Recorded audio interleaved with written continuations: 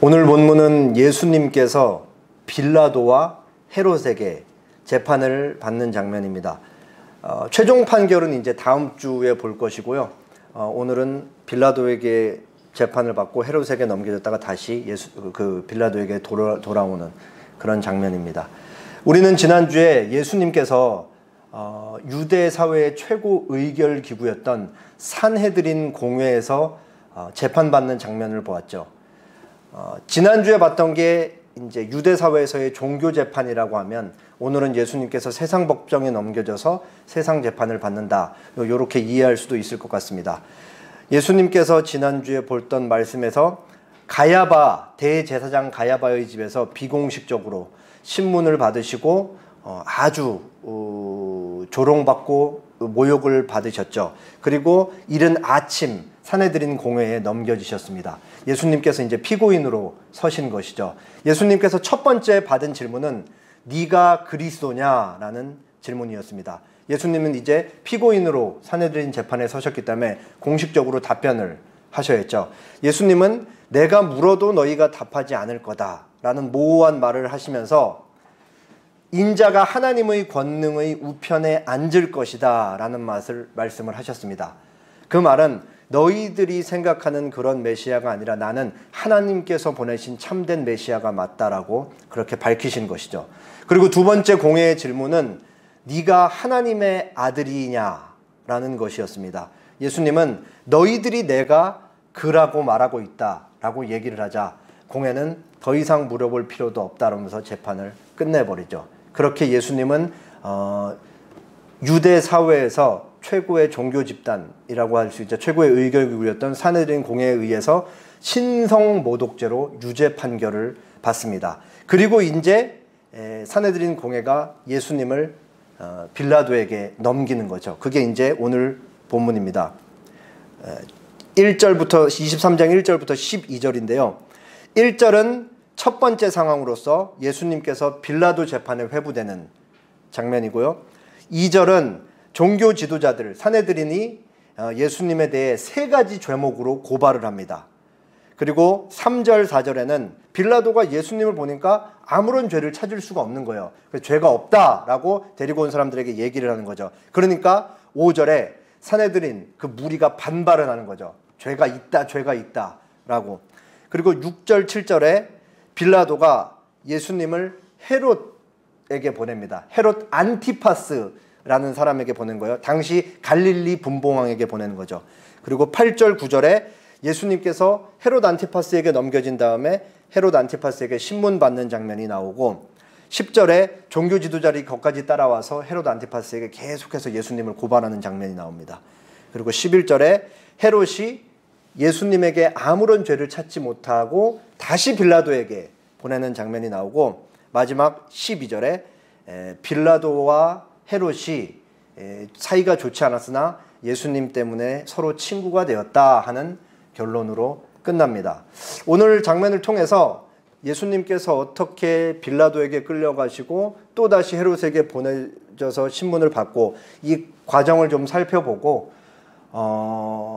거기서 예수님은 무엇을 하셨는지 들여다보고 교회 그리고 우리 각 개별자인 신자들이 어떻게 세상 속에서 살아야 하는지를 확인하는 시간을 갖겠습니다. 먼저 예수님께서 빌라도의 법정에 끌려가시고 예수님을 끌고 간 종교 지도자들이 예수님을 세 가지 제목으로 고발하는 1절, 2절을 보도록 하겠습니다. 제가 1절 읽을 테니까 조금 길지만 여러분들이 2절을 읽어주시기 바랍니다. 무리가 다 일어나 예수를 빌라도에게 끌고 가서 고발하여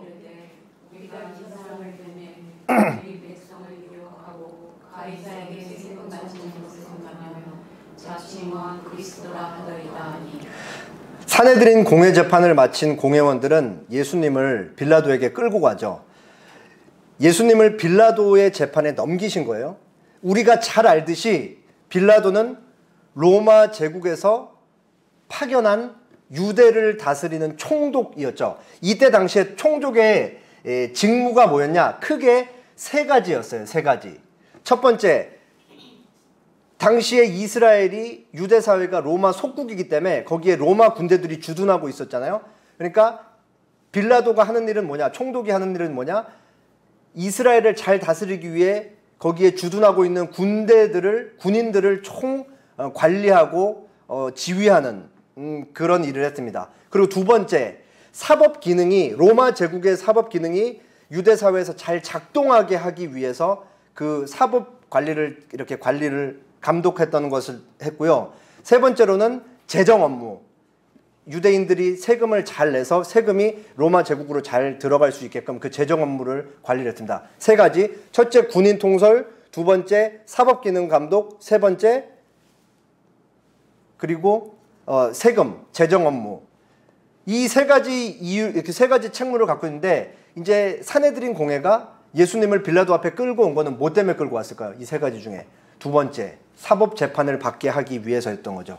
그래서 예수님을 고발을 합니다. 이 예수라는 사람이 로마 제국에 굉장히 심각한 죄를 지은 사람이다 라고 그렇게 와서 고발을 하는 거죠. 그러니까 빌라도 당신은 이 예수라는 사람을 로마법에 의해 재판을 하셔야만 한다, 이렇게 데리고 온 거예요.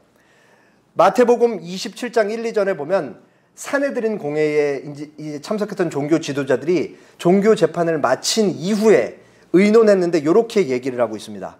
마태복음 27장 1, 2절에 새벽에 모든 대제사장과 백성의 장로들이 예수를 죽이려고 함께 의논하고, 구체적으로 의논했죠.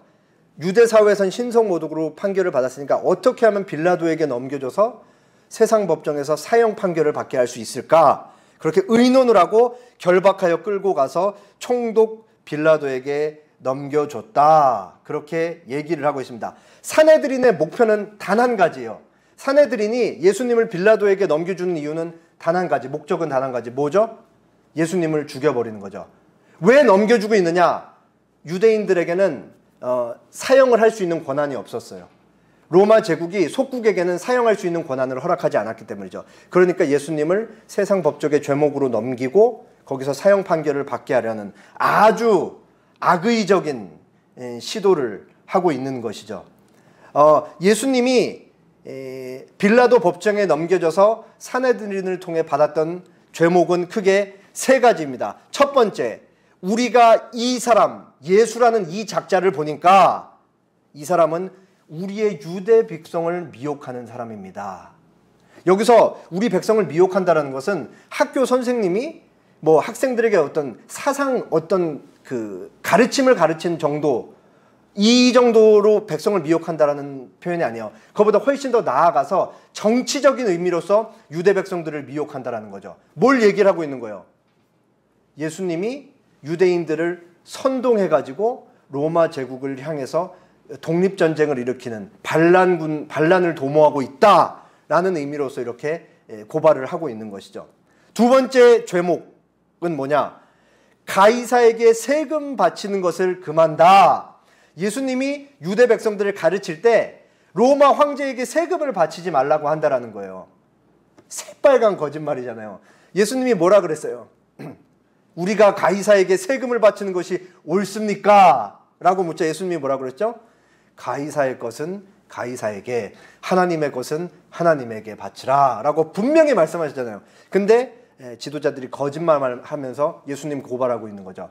이 예수라는 사람이 우리 백성들을 꿰가지고 가이사에게 정면으로 대항하면서 세금을 바치지 말라 그런다 라고 하는 거예요. 그때 당시 유대인들에게 세금, 이 문제가 제일 민감한 문제 중에 하나였기 때문에 이렇게 고발해서 첫 번째 고발과 똑같이 예수라는 사람이 이 유대 백성들을 꿰가지고 로마 황제의 정면으로 대항하는 자다라고 그렇게 고발을 했던 거죠. 세 번째 고발은 뭐냐?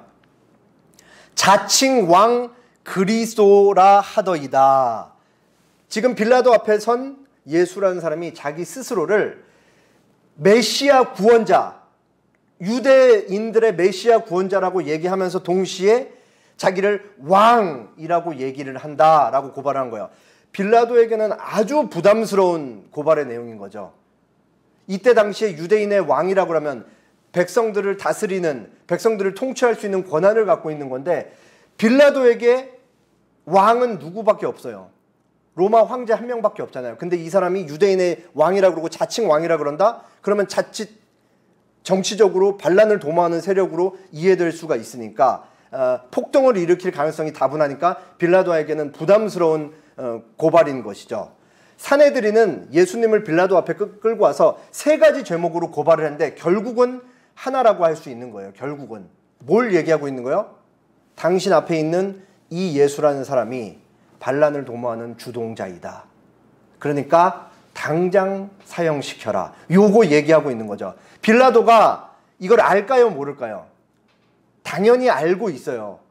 근데 빌라도가 예수님을 보니까 도저히 그런 사람으로 보이지가 않는 거죠. 심지어 예수님과 함께 반란을 도모하는 주동자라고 하면 예수님과 함께 잡혀온 사람이 한두 명이라도 있어야 될 거 아니에요. 근데 제자들은 다 어디 갔어요 지금? 예수님 부정하고 다 도망가 있는 상황인 거고 잡혀온 사람도 없고 누군가 옆에서 같이 도모하는 세력이 있어야 되는데 그런 사람도 없고 그리고 빌라도 이거는 제 상상인데 빌라도가 예수님의 눈을 봤을 거 아니에요. 예수님의 눈이 얼마나 선했겠어요. 도무지 악의라고는 참잡을 수 없는 그 눈을 하고 있고 그리고 또 꼴을 보니까 막 조롱당하고 맞고 침뱉음 당한 상태에서 이미 왔기 때문에 그 반란을 도모하는 사람으로 도무지 보이지가 않는 거예요. 빌라도 입장에서는. 그러니까 빌라도가 이제 이런 확인한 상태에서 이제 묻는 거예요. 예수님께. 네가 유대인의 왕이 맞느냐? 라고 묻는 거죠. 그러니까 예수님이 뭐라고 대답을 해요? 내가 그니라 라고 얘기를 하죠. 그러니까 빌라도가 이제 생각을 하는 거죠.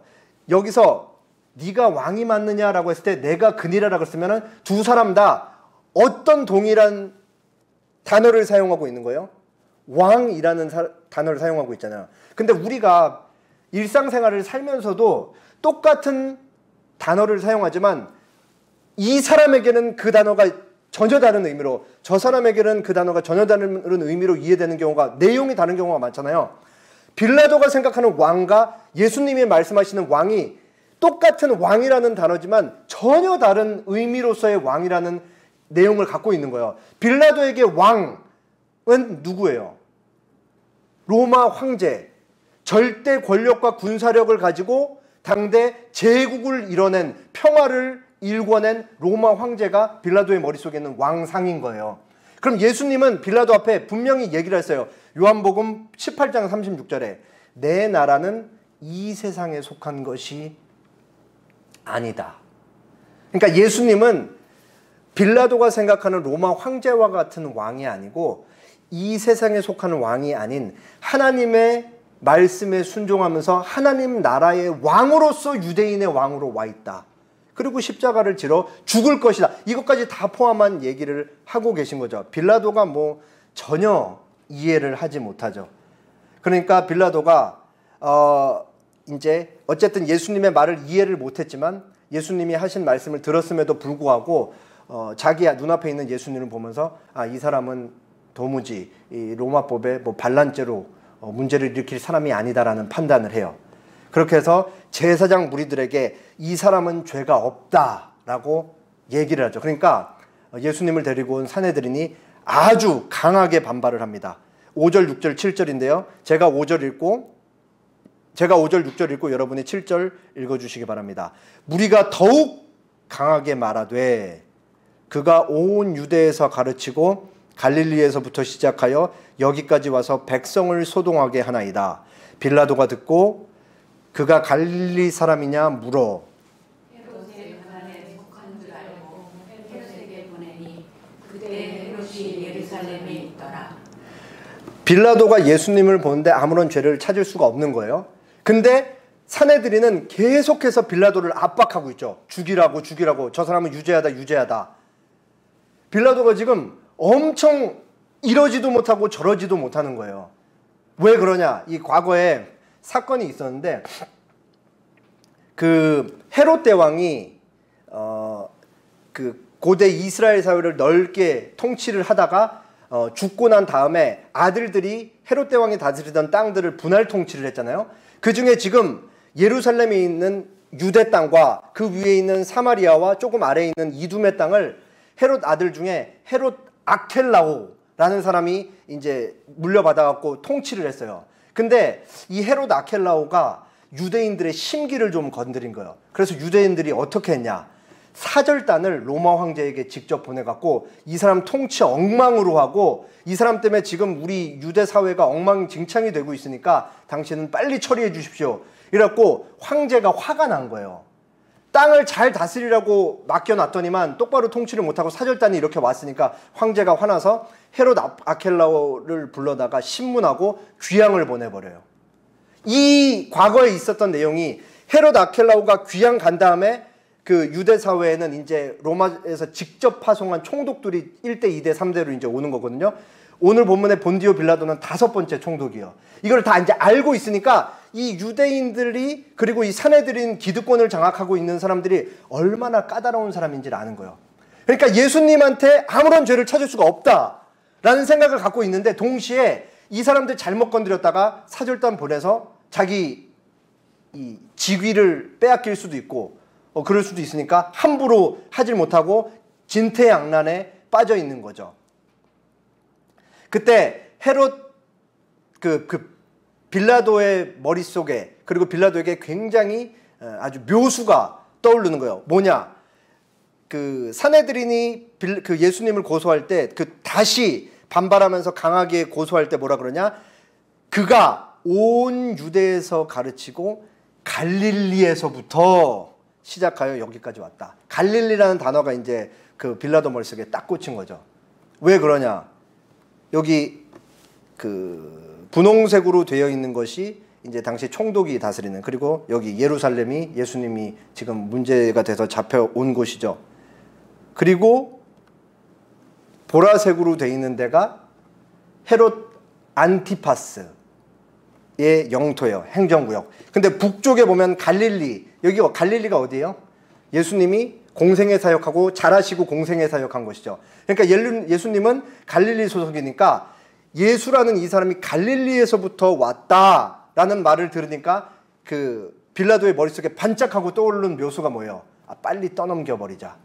근데 이게 왜 묘수냐면 이 한 가지만 긍정적인 사인이 있는 게 아니고 여러 가지가 있어요. 첫 번째로는 지금 예수님 때문에 골치 아파 죽겠어요, 빌라도는. 근데 헤롯 안티파스에게 넘길 수 있어서 좋고, 두 번째로는 정치적으로 당연히 사이가 안 좋죠. 헤롯 안티파스의 형이 헤롯 아켈라오인데, 헤롯 아켈라오가 다스려야 되는 자리에 총독이 왔으니까 자기 가족 땅인데 자기가 뭐 다스릴 수도 있었을 텐데 이제 그 정치적으로 관계가 좋을 리가 없잖아요.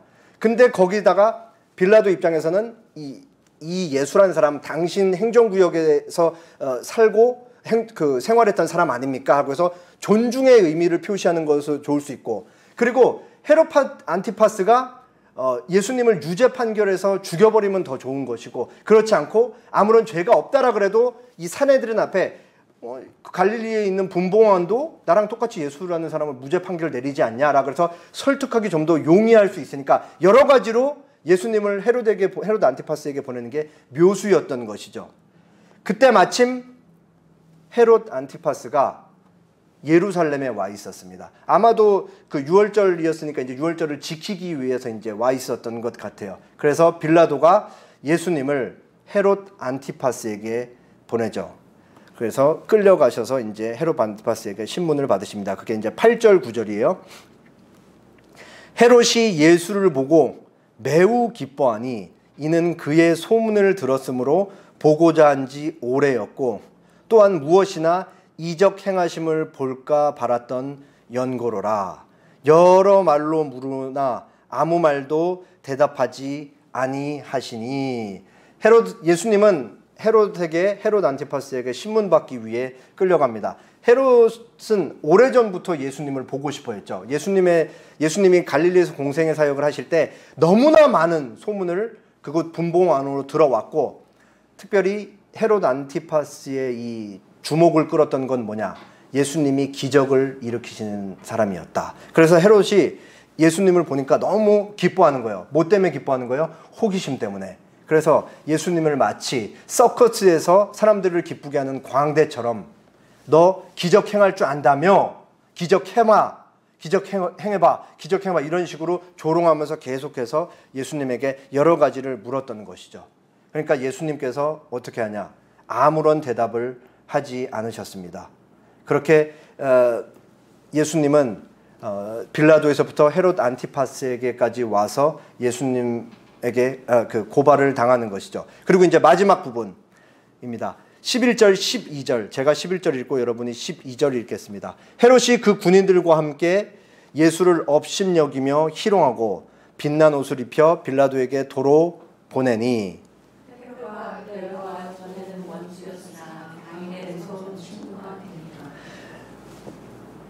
종교 지도자들이 헤롯에게까지 따라와서 예수는 죽여야 된다, 죽여야 된다고 계속 고발을 하고, 그리고 헤롯도 자기 나름대로 예수님을 신문을 했습니다. 근데 아무런 혐의를 찾을 수가 없는 거예요. 그러니까 헤롯이 예수님에 대해서 가졌던 호기심이 이제 예수님을 굉장히 악의적으로 조롱하고 희롱하는 것으로 바뀌죠. 그러면서 헤롯이 군인들과 함께 예수님을 업신여기면서 멸시하고 그리고 빛난 옷을 입혀서 빌라도에게 보냅니다. 여기서 빛난 옷이라는 것은 헤롯이 빌라도로부터 얘기를 들었을 거 아니에요. 이 예수라는 사람이 어떤 죄목으로 고발됐다. 제일 중요한 제목이 뭐예요? 유대인의 왕이다.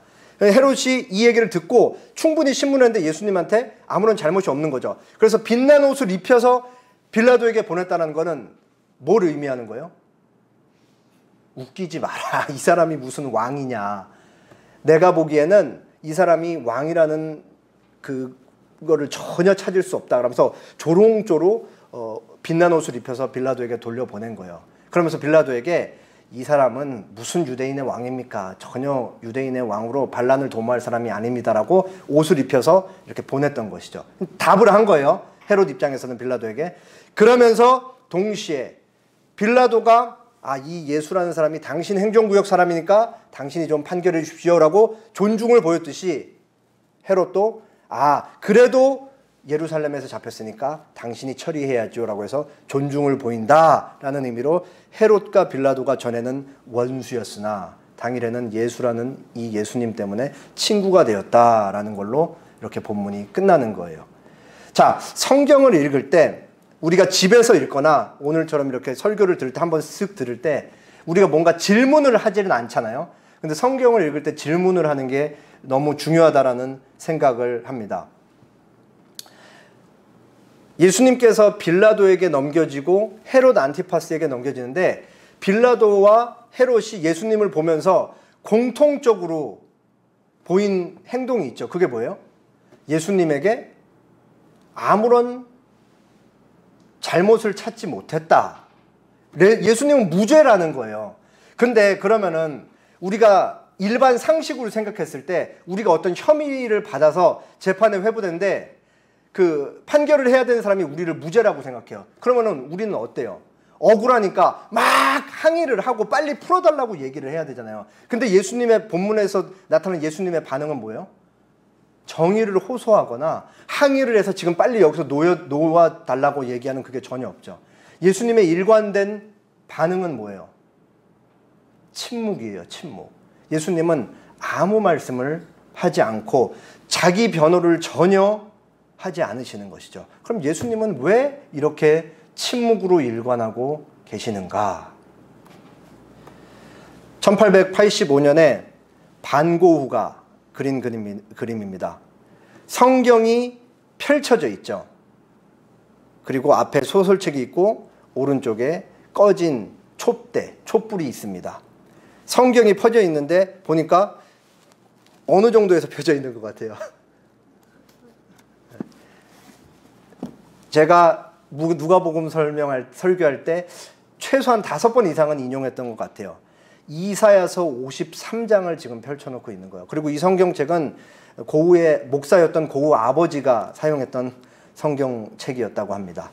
이사야서 53장 다 우리가 확인하기는 힘들고 오늘 본문과 주로 관련 있는 본문만 제가 이제 몇 절을 뽑아서 소개를 하겠습니다. 이사야서 53장 4절, 5절, 7절을 제가 읽겠어요. 새번역 성경입니다. 그는, 이사야 선지자가 예언하는 거죠. 그는 여기서 오실 메시아, 그는 실로 우리가 받아야 할 고통을 대신 받고 우리가 겪어야 할 슬픔을 대신 겪었다.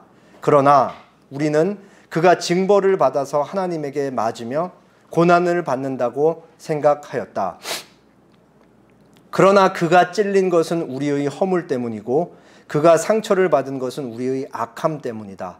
그가 징계를 받음으로써 우리는 평화를 누리고 그가 매를 맞음으로써 우리의 병이 나았다. 7절 그는 굴욕을 당하고 고문을 당하였으나 아무 말도 하지 않았다. 마치 도살장으로 끌려가는 어린 양처럼, 마치 털 깎는 사람 앞에서 잠잠한 암양처럼 끌려가기만 할 뿐 아무 말도 하지 않았다. 이사야 선지자가 이미 과거에 몇백 년 전에 예언을 하고 있는데 왜 예수님이 침묵을 하고 있다라고 그렇게 예언하고 있어요? 예수님의 침묵은 십자가를 지기 위한 침묵이었다. 예수님의 침묵은 자발적이고 의지적이었는데 예수님이 침묵하면서 십자가를 향해 가야지만, 십자가에 달려서 죽으셔야지만 우리에게 영원한 생명을 주실 수 있다는 걸 너무 잘 알기 위한 침묵이었다라고 이사야 선지자가 얘기를 하고 있는 거잖아요. 예수님께서 제자들에게 그랬잖아요.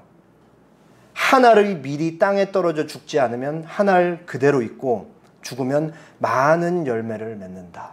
예수님 자신이 한 알의 밀로서 많은 열매, 제자들의 생명을 살리고 예수님의 대속사역을 믿는 자들을 살리기 위해서 침묵으로 일관하면서 유대 종교 지도자들에게 멸시를 받으시고 세상 법정에서도 조롱을 받으시지만 침묵으로 일관하면서 십자가를 향해서 그렇게 뚜벅뚜벅 꿋꿋하게 그리고 꼿꼿하게 그렇게 가고 계시는 거예요. 그게 결국은 우리를 살리기 위한 길이기 때문에 그렇게 예수님께서 자기 길을, 자기 십자가를 지는 하나님께서 예수님에게만 맡기신 그 십자가의 길을 걸으셔서 만들어진 게, 다시 태어난 게, 하나님의 자녀가 된 게 바로 우리인 거잖아요. 예수님께서 자기 길을 걸으셔서 탄생한 것이 우리다라는 것은 조금 다르게 이해를 하면 우리는 예수님과 어떤 식으로는 굉장히 깊은 관계가 있다라는 말이고, 우리는 말하는 것, 생각하는 것, 행동하는 모든 것이 예수님이라는 존재와 뗄래야 뗄 수 없는 관계로 예수님께서 자신을 우리와 묶으셨다라는 거예요.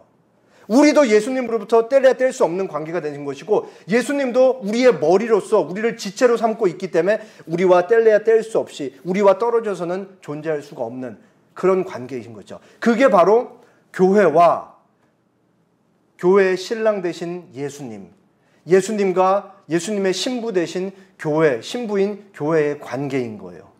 서로 결코 뗄 수 없는 하나로 긴밀하게 묶여있는 관계인 것이죠.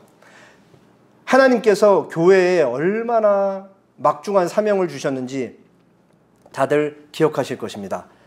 마태복음 16장 19절 내가 천국 열쇠를 네게 주리니 내가 땅에서 무엇이든지 매면 하늘에서도 매일 것이요 내가 땅에서 무엇이든지 풀면 하늘에서도 풀리리라 하시고, 우리가 너무 잘 아는 말씀이죠.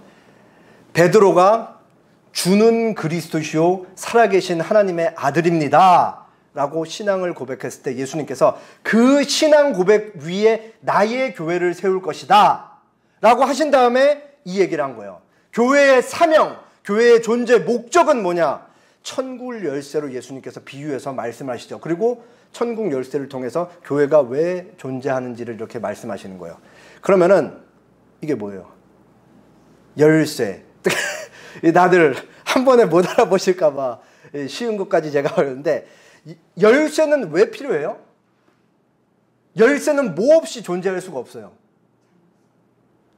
자물쇠. 오, 맞죠. 자물쇠라기보다 문. 열쇠는 문을 열고 닫기인데 문 없이 존재할 수 없는 게 열쇠잖아요. 예수님께서 교회의 사명과 교회의 존재 목적을 말씀하시는데 열쇠와 문을 비유로 들어서 말씀하시잖아요. 문이 있고 천국 열쇠를 너희에게 주는데 이 천국 열쇠를 통해 너희가 그 천국 문을 열고 닫을 수 있다. 교회와 신자들 천국 문을 열고 닫을 수 있는 사명을 부여받았다 라고 그렇게 말씀하시는 거예요. 뭐를 통해요? 교회에 하나님을 진정으로 사랑하는 그 참된 본질과 신앙과 정의와 사랑을 쫓는 그 모습, 우리 신자들이 그 모습을 쫓는 것을 통해서, 그리고 우리를 통해 증거되는 천국 복음과 영원한 예수 그리스도의 생명의 복음이 증거되는 것을 통해 어떤 사람에게는 천국 문이 열리고 어떤 사람에게는 천국 문이 닫힌다라는 거예요.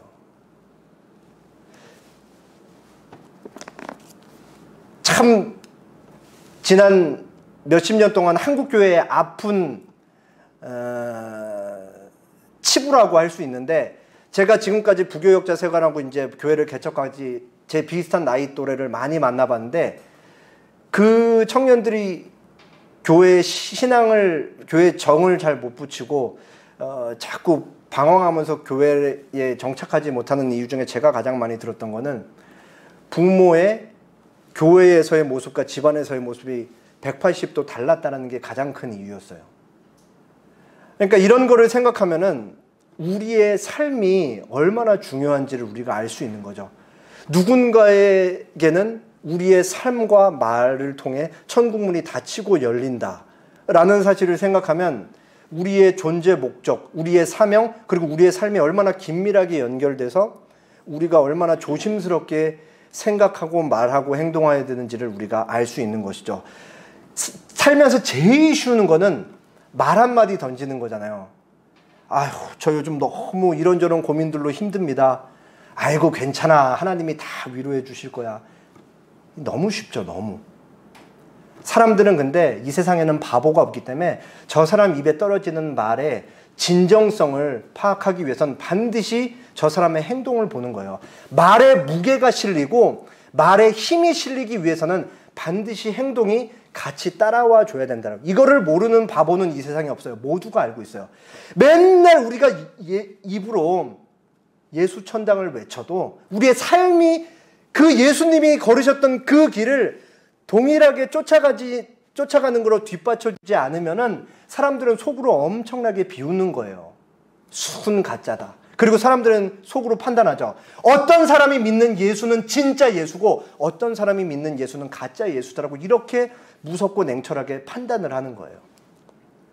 그래서 저 사람의 입에서 떨어지는 말은 바람에 흩날리는 낙엽과 같지 않고 참 진짜 진정성 있고 저 사람이 믿는 예수는 무거운 예수, 진지하게 고민해 볼 예수다라는 생각을 자아내는 삶이 있는 것인 반면에, 또 다른 삶은 예수님은 한없이 가벼운 존재로 그렇게 전락시켜버리는 그런 삶이 존재하고 있다는 것이죠. 그리고 세상 사람들은 우리의 말이 아닌, 너무나 쉬운 말이 아닌 우리의 삶을 통해 진정성을 판단한다라는 거예요. 에셀나무교회가 벌써 2주년이잖아요. 하나님께서 교회, 에셀나무교회를 세우셨고 이 교회의 주인은 하나님인 거죠. 2주년이 되기 때문에 제가 이제 계속 이번 주 설교하면서 생각을 했죠. 역시 우리가 쫓을 건 본질인 거예요. 우리는 하나님께서 우리에게 맡기신 그 가장 기본적인 일을 한다라면 하고 묵묵히 그 길을 걸어가면 되는 거죠. 그래서 우리 에셀나무의 핵심 가치 두 가지를 다시 한번 소개하겠습니다. 첫 번째, 교회적인 가치죠. 지상에서는 아무리 순수한 교회들일지라도 혼잡함과 과오를 범한다. 무슨 말이에요? 이 땅에 존재하는 교회는 죄인인, 구원받은 죄인들이지만 죄인들이 모여있는 공동체이기 때문에 완벽하거나 완전할 수는 없다. 그 얘기죠. 근데 그 다음이 중요해요. 어떤 교회들은 극도로 타락하여 그리스도의 교회가 아니라 마치 사탄의 회라가 되기도 하고 그렇게 불리기도 한다. 어떤 교회들은 너무 지저분하게 타락해서 교회라는 모습을 거의 다 잃고 사탄의 회로 전락한 모습이 되기도 한다 라는 거죠. 그럼에도 불구하고 뭐라고 나와 있냐? 그렇지만 지상에는 언제나 하나님의 뜻을 따라 하나님에게 예배드리는 교회가 있게 마련이다. 어떤 교회는 악한 모습으로 존재할 수 있지만 또 어떤 교회는 하나님께서 매우 기뻐하는 하나님께 예배를 드리는 존재로 있을 수 있다는 거죠. 저희 에셀나무가 이 웨스트민스터 신앙고백서 25장 교회에 있는 5항 이거를 쫓아서 그렇게 우리는 묵묵하게 우리가 할 일을 걸어가는 것이죠. 유명한 영화의 유명한 대사와 같이 너나 잘하세요 라는 것을 늘 새기면서 다른 교회들 비판하지 말고 그냥 우리가 에셀나무 교회로서 우리가 할 일을 잘하면서 그렇게 예수님을 잘 예배하면서 살아가면 된다는 거죠. 그리고 우리가 마그넷에도 박혀있는 찌빙글리가 얘기한 참된 교인은 참된 시입니다. 교회 안에서 좋은 교인이 돼야 할 것이고 교회 안에서 좋은 교인인 사람은 세상에 나가서도 하나님 나라를 살면서도 세상에서 좋은 시민으로 살아간다. 얼마나 중요해요. 교회에서의 교인으로의 모습과 세상에서의 시민으로의 모습이 하나로 합쳐져야 된다. 그렇기 때문에 우리가 하나님께서 우리에게 주신 사명과 우리의 삶은 불가분의 관계예요. 우리 존재가 예수님이라는 존재를 증거하기 때문에. 다시 고우 그림으로 왔습니다. 고우가 정물화를 그린 건데요. 세 가지를 그렸죠. 펼쳐진 성경, 그리고 꺼져 있는 초, 그리고 마지막 성경책 앞에 작은 책 하나가 있죠. 뭐냐면 에밀 졸라의 삶의 기쁨이라는 소설책입니다. 자, 제가 이 그림을 해설해 준 어떤 교수님 거를 참고하고 그 다음에 제가 약간 아전인수식으로 적용을 하기 위해서 말씀드리는 거예요. 무슨 전문가적인 견해는 없습니다. 그 고우가 왜 이사야서 53장을 펴놨을까요? 예수님이 침묵하면서 우리를 살리기 위한 십자가 길을 걸어가셨다라는 의미에서 53장을 펴놨고 우리도 그 길을 쫓아가야 된다는 의미에서 53장을 펴놓은 거죠. 그리고 이 에밀 졸라의 삶의 기쁨이라는 책은 엄청나게 선하게 살았던 한 사람의 이야기를 담은 책이라고 해요. 고우가 보기에 이 삶의 기쁨이라는 책에 등장하는 주인공이 이사야서 53장의 삶을 살았던 것이고 예수님께서 걸었던 그 길을 쫓아 살았던 사람으로 그렇게 이 앞에 소설책 에밀 졸라의 삶의 기쁨을 놓고 있는 것이죠. 그리고 마지막 꺼진 촛불, 이거는 다 똑같이 대동소이하게 죽음을 상징한다 그래요. 합치면은 어떤 의미가 나오는 거예요? 성경은 그것을 듣고 지키지 않는 사람들에 의해 꺼진 촛대와 같이 죽는 것이다. 그러니까 말씀을 우리가 듣고 우리가 삶 속에서 반드시 지켜 행할 때 누군가에게 성경이 살아있는 말씀으로 그 사람들에게 예수님을 증거하게 될 것이다 라는 메시지를 이 정물화에서 우리가 읽을 수 있는 것이죠. 오늘 말씀을 통해서 예수님의 침묵이 우리와 얼마나 깊은 관련이 있는지 다시 한번 환기하시고 하나님께서 우리 교회에 그리고 우리 각 개인에게 천국 문을 열고 닫을 수 있는 그 사명을 주셨다. 그리고 그 사명이 우리의 매일의 삶과 우리 교회가 나아가는 방향과 우리 교회가 존재하는 것과 뗄래야 뗄 수 없는 관계다라는 것을 다시 한번 깊이 새기실 수 있기를 바랍니다. 함께 기도하겠습니다.